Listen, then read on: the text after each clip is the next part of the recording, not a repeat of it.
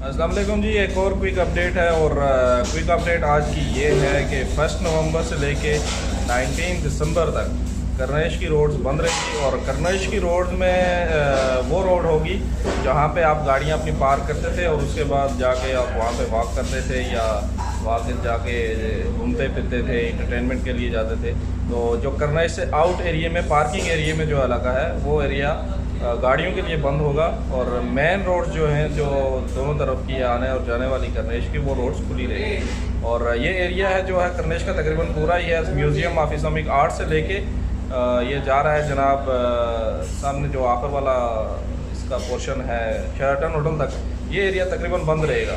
और उसके अलावा जो ब्लैक नंबर प्लेट्स की जो अपडेट है वो तो वैसे ही है कि अगर आपके नाम पे एक गाड़ी है ब्लैक नंबर प्लेट वाली रजिस्टर्ड, तो वो गाड़ी आप लेके जा सकते हैं। अगर आपके पास एक गाड़ी से ज़्यादा गाड़ियाँ रजिस्टर्ड है तो फिर आपको वहाँ पे फ़ाइन हो सकता है। और उसके लिए मज़ीद जो गवर्नमेंट की तरफ से रेगुलेशन दिए गए हैं उसको फॉलो करें और मज़ीद अपडेट के लिए फॉलो करें।